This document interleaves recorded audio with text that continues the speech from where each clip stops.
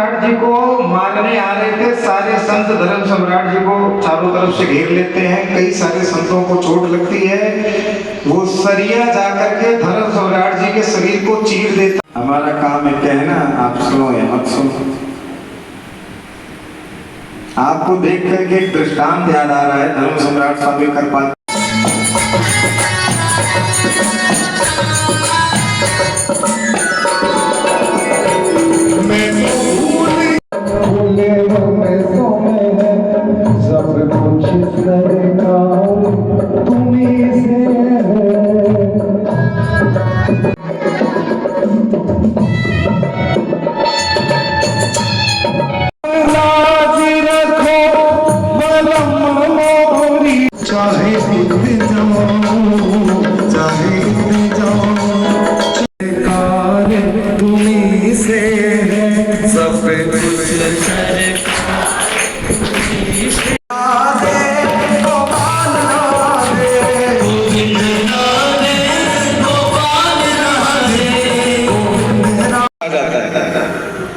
वो इसलिए कहा जाता है क्योंकि ये बात सच है, इस दुनिया में आपका कुछ नहीं है। और जिनको कह दे तो माँ अपनी जान देने को तैयार हो जाती है। और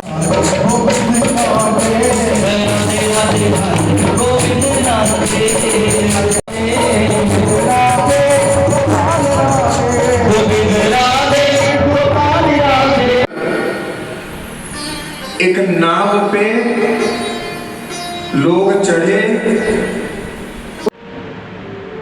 तो होता क्या है कि जो जेल के खूंखार थोड़ी सी कम हो गई। मतलब त्रेता वाले जो मनुष्य थे उनकी बुद्धि सतयुग वाले मनुष्यों से थोड़ी सी कम कर दी गई।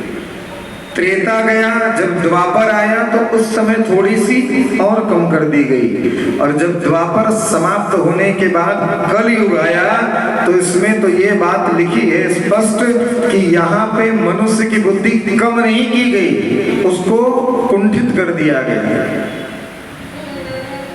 प्रभाव सामने है। कुंठित का मतलब समझ रहे हैं क्या? ये बात हम देख रहे हैं कि इंसान जब जन्म लेता है तो मुट्ठी बंद करके आता है और कितना भी अरबपति बन जाए, सोने के बंगले में रह करके वो मरे, फिर भी हाथ खोल करके ही मरता है। लेकिन ये प्रत्यक्ष देखने के बाद भी वो समझ में नहीं आ रहा। क्यों? क्योंकि बुद्धि को खत्म कर दिया गया है।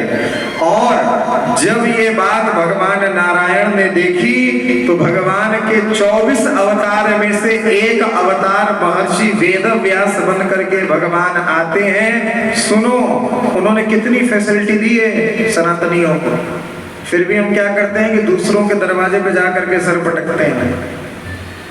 भगवान ये जानते थे कि कलयुग में इनकी बुद्धि भ्रष्ट है तो ये वेद नहीं पढ़ सकते। तो भगवान ने क्या किया, जो बात वेदों में लिखी थी उसी बात को और सरल करके पुराणों में लिख दिया।